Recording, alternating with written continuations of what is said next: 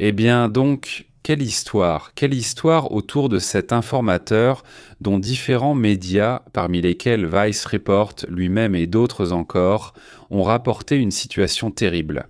Jason Reza Warjani affirme qu'il a essayé de vérifier des données provenant de 2 sites liés au sujet de l'ADN humain. C'est-à-dire le fameux Ancestry. Vous vous souvenez de ce site où vous envoyez votre ADN? Oui, ils te donnent que les instructions. Tu mets trop ton ADN, tu l'envoies et ils te disent « Tu as de la famille dans tant d'endroits du monde, ton ADN ?» Eh bien, il est composé de ceci. Peut-être un pourcentage d'Asiatiques de telle région, d'autres des indigènes de cette partie de l'Amérique. Je ne sais pas. C'est-à-dire, ils te montrent tout, ton arbre généalogique, pour ainsi dire. Si des gens de ton arbre généalogique ont aussi passé ce test, ils t'informent que tu as un cousin éloigné dans tel pays. C'est fou, tu peux même les contacter si tu veux, enfin, quelque chose comme ça. Il existe plusieurs sites comme Ving3andMe ou Ancestry, non? L'idée, c'est de détecter l'ADN, mais apparemment, ce qui est rapporté dans cette plainte qui est faite, encore une fois, par cet informateur, pour ainsi dire, non? Cette plainte qui est déposée, non? Voilà le rapport, non? Directement sur Vice, non? Dans plusieurs vices et d'autres médias, non? Dans l'État républicain. L'informateur affirme que la CIA a un moyen d'accéder à ces pages. Parce qu'ils disent, bon, que c'est totalement privé. Ils ne révéleront jamais ton ADN à personne, n'est-ce pas? Mais l'accusation est que, et évidemment cela n'a pas été officiellement prouvé, et je vois mal comment il pourrait tant le prouver officiellement. Mais la plainte affirme que la CIA a un accès, qu'elle dispose d'une porte dérobée pour aller sur ces sites et consulter l'ADN des personnes. Mais pas seulement pour ça, parce qu'ils veulent t'espionner et savoir qui tu es ou avec qui tu es apparenté. Mais soi-disant, parce qu'ils veulent chercher une certaine partie de l'ADN que possèdent les personnes qui seraient soi-disant liées. Eh bien, disons, connectés à des êtres d'autres mondes, c'est-à-dire qu'il y aurait une sorte d'humain parmi nous, là, vivant. Ça peut être vous, ça peut être moi, ça peut être n'importe qui, non? C'est une sorte d'hybride, pour ainsi dire, déjà très lointain, n'est-ce pas? C'est-à-dire que tu as là une petite branche d'ADN qui n'est pas humaine, non? Et qui est là, n'est-ce pas? Qui circule? L'histoire prend surtout de l'ampleur quand Buchanan affirme qu'il y a eu 3 soi-disant êtres ou un groupe qu'on appelle les Nordiques, non? Des soi-disant êtres nordiques, comme on les appelle, non? Qui se sont approchés de ces personnes dans un restaurant et leur ont parlé de cette affaire. Ils ont demandé à cet ancien agent de la CIA, soi-disant, de les aider à éviter, enfin à prendre en compte. C'est-à-dire, ils contactent cette personne, une personne à qui ils ont demandé de les aider, que la CIA... Non, pas à ces pages, parce qu'ils ne veulent avant pas que cela soit révélé. C'est-à-dire, ils ne veulent pas que cette supposée lignée d'ADN présente chez les êtres humains soit révélée. Ancestry, le site, on leur a demandé si c'était vrai et ils ont rapporté qu'ils n'ont reçu aucune demande validée. Ils ne peuvent invalider que la CIA ou une agence d'investigation accède uniquement dans le cas d'un crime en cours, n'est-ce pas? Là, ils peuvent le valider, mais c'est un long processus légal. Ce n'est pas simplement ouvert à tout le monde. L'affaire ravive la peur, d'abord, de la façon dont les bases de données génétiques mondiales sont utilisées, comment elles sont exploitées par les gouvernements et des risques potentiels de fuite de données biométriques. L'interprétation de cette situation, au-delà du côté mystérieux et extraterrestre, ce qui est assez préoccupant, c'est la gestion de l'utilisation de ces informations. Maintenant, si on passe à l'aspect mystérieux, eh bien ici, la chose absurde et qui peut-être nous semble totalement impossible en ce moment, n'est-ce pas? Ou difficile à croire, c'est la partie où il y aurait une supposée lignée d'êtres humains ayant un lien de parenté avec d'autres races, pour le dire ainsi, n'est-ce pas? Qui devraient être très proches des nôtres, qui devraient être essentiellement des humains ou des humanoïdes, ou enfin essentiellement des humains, n'est-ce pas? Pour qu'une telle relation puisse exister, n'est-ce pas? Maintenant, il faudrait aussi voir, il y a déjà eu des généticiens qui disent qu'il y a certaines choses un peu inexplicables du côté humain, en général dans l'ADN humain. Dans le sens où il semblerait qu'à un certain moment, dans l'histoire de l'ADN, il y ait eu des sauts évolutifs très étranges, c'est-à-dire très rapides, des sauts où l'être humain semble avoir été comme poussé. Depuis l'ADN, n'est-ce pas ? Comme si on l'avait poussé à devenir un homme moderne et non, pratiquement un primate, en gros, n'est-ce pas ? Mais bon, au final, ce sont des choses qui circulent parmi certains experts qui voient cela, allant même jusqu'à affirmer que l'adaptation de l'être humain à cette planète, à la planète Terre, n'est pas bien faite. C'est-à-dire, à la différence des animaux, les êtres vivants normaux de la Terre sont très bien adaptés à la Terre. Ils expliquaient pourquoi, sur le plan physique, notre adaptation n'a pas été si bonne que ça, n'est-ce pas ? C'est-à-dire, du point de vue physique, n'est-ce pas ? Du point de vue mental, c'est là notre force, peut-être que c'est l'adaptation que nous avons faite, nous adapter davantage à l'aspect, disons, mental. Mais bon, le point, c'est que ce n'est pas bien fait. C'est-à-dire, la différence avec les terriens, c'est que c'est bien fait. Au final, il y a cette plainte, cette dénonciation que fait l'informateur. C'est donc de la folie, n'est-ce pas ? Imaginez qu'il pourrait y avoir cette combinaison dans les gisements de l'ADN, Imaginez les bases de données ADN de millions de personnes, tout ce qu'on pourrait découvrir. C'est-à-dire, vraiment, je veux dire, d'un point de vue statistique et scientifique, c'est super intéressant. Tout ce rapport et toutes ces pages, je crois qu'elles ont, plus que jamais, énormément de pertinence pour l'avenir, n'est-ce pas ? Pour détecter même, d'éventuels problèmes, n'est-ce pas ? De comment est l'être humain et comment va l'évolution. C'est-à-dire déjà, au moins chez l'humain, et ça ils en parlaient il n'y a pas longtemps. Je l'ai mentionné ici, je ne me souviens plus quel groupe scientifique le disait. Il disait que l'évolution de l'homme selon Darwin était finie, non ? C'est-à-dire dans le sens où ce n'est pas que c'est fini pour toujours, mais simplement que l'évolution technologique va nous accélérer bien plus vite que l'évolution darwinienne. L'évolution darwinienne nécessite une évolution très lente sur des périodes de centaines de milliers d'années, n'est-ce pas ? L'évolution technologique est immédiate. On expérimente déjà des modifications, même sur l'ADN humain et celui du théâtre. Enfin, on le sait déjà, même si c'est interdit dans de nombreux pays. De petites expériences ont été réalisées pour éviter certains maux congénitaux, n'est-ce pas ? Des avancées majeures ont été faites. Un scientifique chinois a même été emprisonné pour avoir expérimenté sur des jumelles. Vous vous souvenez ? Il leur aurait retiré un problème congénital hérité de leur mère. Mais comme il n'avait pas l'autorisation, il a eu des problèmes et il serait apparemment en prison. D'autres pensent qu'il n'est en réalité pas en prison, qu'il a simplement reçu un avertissement et qu'on l'a laissé continuer à travailler. Le fait est qu'il y a beaucoup de controverses sur ce sujet, mais oui, l'ADN, c'est-à-dire la modification de l'ADN, c'est l'évolution que l'être humain va connaître à partir de maintenant, n'est-ce pas ? L'évolution darwinienne, elle est déjà devenue obsolète pour nous dans ce sens, n'est-ce pas ? Passons à d'autres sujets importants.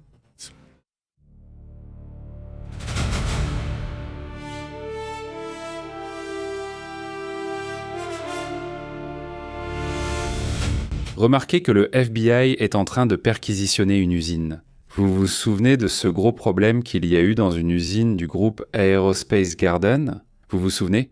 Celle où il y a eu une énorme explosion et où ils ont évacué environ 50 000 personnes, vous vous souvenez ? Là-bas, en Californie.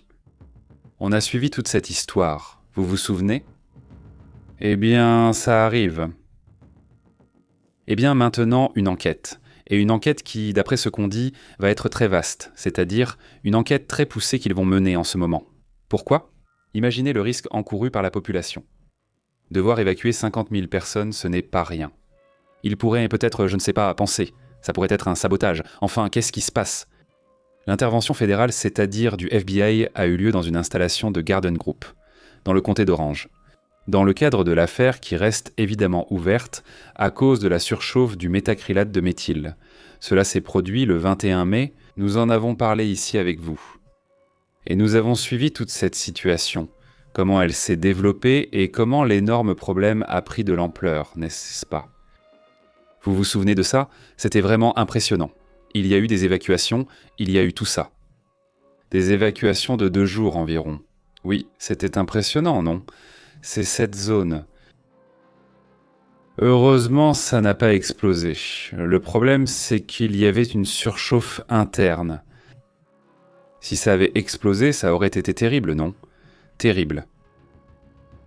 L'ordre de perquisition signé par le juge fédéral la semaine dernière autorise la saisie de documents, d'échantillons du produit chimique et des registres du système de refroidissement. L'incident qui a déclenché une enquête s'est produit le 21 mai lorsqu'un réservoir de 22 700 à 26 500 litres de méthacrylate de méthyle, un liquide hautement inflammable et toxique qui a commencé à chauffer dans l'usine. Les évaluations l'assurent. Eh bien, ils ont commencé l'enquête le lendemain, mais il n'y en avait pas. Ils n'étaient pas encore officiellement intervenus, comme le fait habituellement le FBI.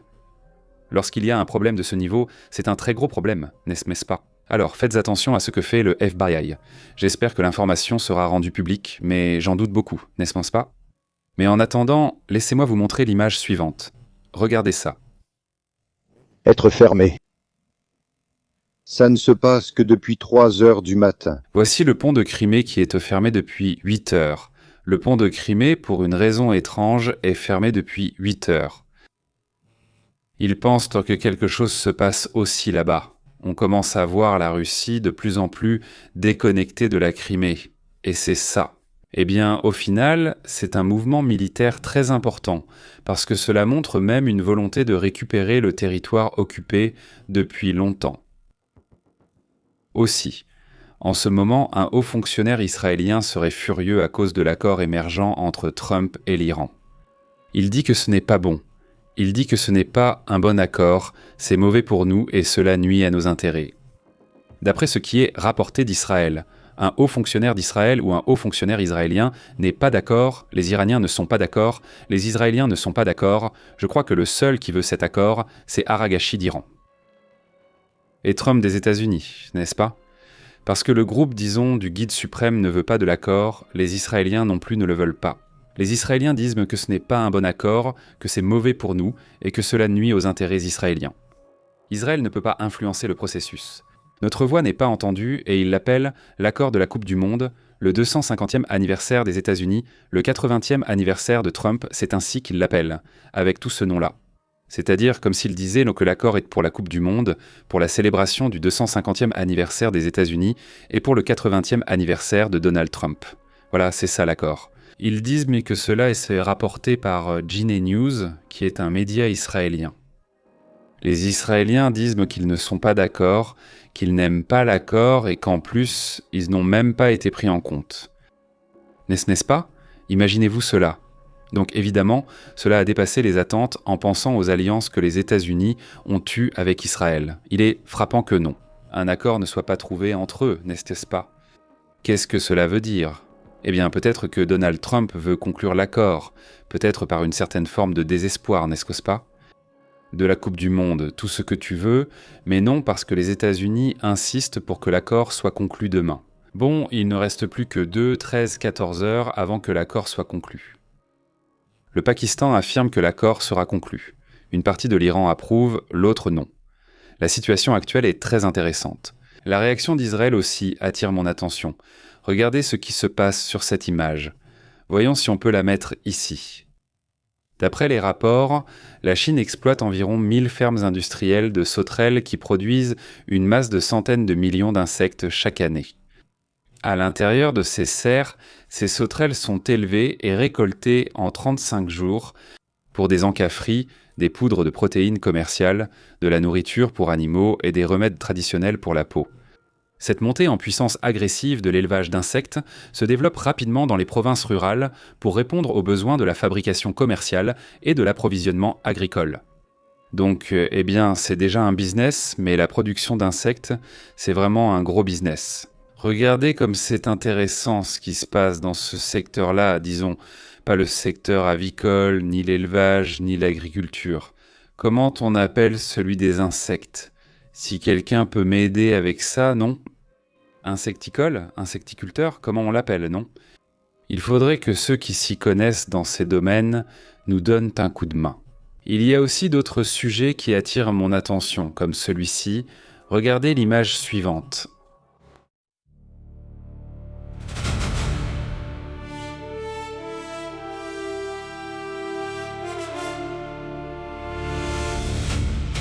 Cette image fait partie des documents révélés par le Pentagone dans cette 3e série. Oui. Voyons, ici ce sont des images, n'est-ce pas? Dans lesquelles ils voient une sorte de sphère, celle qu'ils indiquent ici, une sphère qui est apparue à plusieurs reprises. Et il y a une série de documents qui ont expliqué sur les cartes comment elles apparaissent, n'est-ce pas? Voyons si nous pouvons l'afficher ici à l'écran. C'est cette image, voyons, c'est cette image, la voilà, n'est-ce pas? Dans laquelle ils essaient d'expliquer ces sortes de sphères que le Pentagone a enregistrées, mais qui sont apparues même depuis la Seconde Guerre mondiale, avec les fameux Foo Fighters, dans lesquels les objets sphériques, pas sphériques, qui semblent être faits de lumière, sont apparus dans l'histoire, même actuellement, n'est-ce pas? Donc, jetez aussi un œil à ce sujet parce que je trouve que c'est tout simplement intéressant, non? Ici, voici quelques-unes des images qu'ils ont publiées, n'est-ce pas? Certaines ne sont même pas accompagnées d'explications. Par exemple, celle-ci, qui n'est qu'un exemple de comment cela s'est passé. Ce n'est pas la sphère en question, mais simplement un exemple de la façon dont ils disposent de témoignages qui corroborent toute cette situation, n'est-ce pas? Qu'ils ont observé, soi-disant, ces apparitions, ces objets. Étrange est qu'au final, certains d'entre eux ont été détectés par des capteurs militaires, et ça on l'a déjà vu assez souvent. Mais d'autres non. Ils ne sont pas seulement détectés par les militaires, mais aussi par des pilotes, par des radars, par des citoyens, n'est-ce pas? Il leur arrive parfois de voir des choses étranges, non? Je pense qu'ici, beaucoup de membres de la communauté ont déjà eu l'occasion de voir des choses bizarres, je veux dire, d'après ce qu'ils nous ont partagé, et en se rappelant, ce que je vous ai déjà dit, non? Dernièrement, c'est quelque chose qui nous intéresse énormément.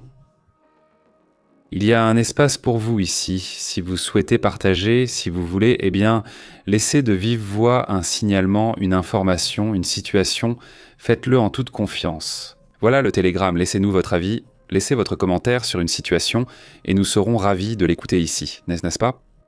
Au final, que vous ayez des espaces, c'est très très important, et bon, nous allons lire les commentaires. Le match du Brésil est sur le point de commencer, il me semble qu'il commence déjà, alors nous allons faire une pause dans les directs, n'est-ce pas? Beaucoup vont sûrement le regarder, mais on reprendra plus tard. Si quelque chose d'important arrive, je le commenterai tout de suite. Mais bon, on va essayer parfois pendant les matchs, surtout les plus importants, d'éviter de diffuser au moins à cette heure-là, non? À moins que ce soit quelque chose de vraiment très important, non? À toute la communauté qui nous regarde, même en différé, un grand merci de le faire. Partagez-nous, s'il vous plaît. MT dit, c'est super qu'il travaille. Il répète qu'il travaille. Moi, je n'ai ni jour ni nuit. Quelle est l'histoire? Quelle est l'histoire? Si vous avez Telegram, sinon téléchargez-le. Et là, vous recevrez la notification quand nous sommes en direct et aussi, vous pouvez nous laisser un commentaire avec votre propre voix.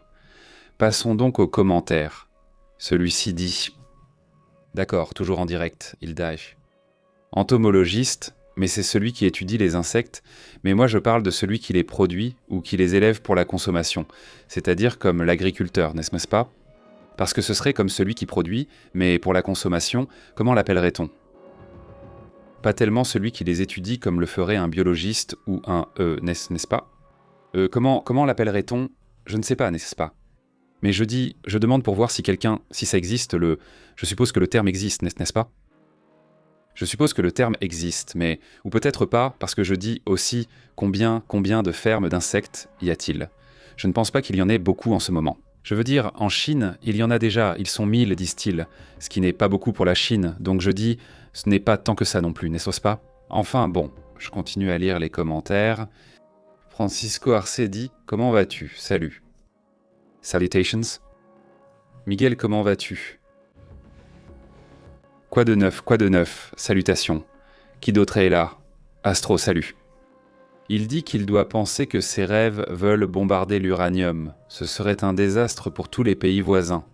Les Arabes seront furieux si on leur ruine leur pays. Eh bien oui, oui, Miguel, c'est un calcul que je pense que non, ce n'est pas par là, n'est-ce pas? Attaquer comme ça et tout faire disparaître, je ne pense pas que ce soit la meilleure solution. Il dit, est-ce qu'on pourrait croiser d'autres êtres? Qui sait ce qui va sortir, il dit. C'est-à-dire, je ne sais pas, là vraiment, à ce niveau-là, je ne sais pas, mais supposons qu'il existait d'autres humains. C'est-à-dire qu'il soit possible qu'il y ait d'autres humains dans d'autres régions, à quel point ce serait viable. C'est-à-dire qu'il y ait cette connexion entre un être et un autre être, n'est-ce pas? C'est-à-dire qu'il y ait cette hybridation, n'est-ce pas? Comme il y en a, par exemple, je ne sais pas, entre les lions et les tigres parfois, ou des choses comme ça, non? Ce José Dominguez, comment vas-tu? Très bien, salutations. Il dit Miguel, il dit, on dirait qu'on ne les voit plus, qu'est-ce qu'ils font? C'est dommage qu'ils fassent quoi ça? Dis allez, quelles histoires, Miguel? Il dit, voyons, allons un peu plus haut, voyons. Il dit, maintenant, on ne voit plus le nombre de likes qu'on met, YouTube a changé quelque chose. Ici, on ne voit plus. C'est fou, attends, laisse-moi voir, je n'avais pas remarqué, non? Oui, eh bien, qu'est-ce qu'on devrait voir? Non, je ne sais pas, c'est comme si... Attends, je dois dire si je le vois, laisse-moi vérifier si. Si je le vois en tant qu'utilisateur, je veux dire, non? C'est-à-dire, permettez-moi. Non, si je le vois, regarde, si ça se voit, c'est-à-dire en tant qu'utilisateur, je le vois.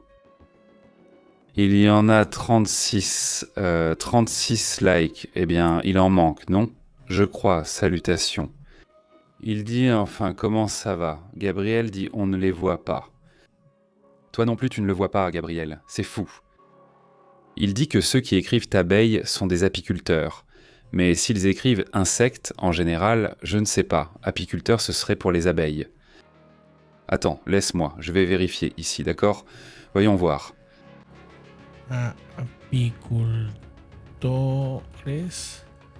ganado. Éleveur. Bon, nous avons donné à ceux qui élèvent des poissons. Et à ceux qui élèvent des insectes. Voyons. Il dit...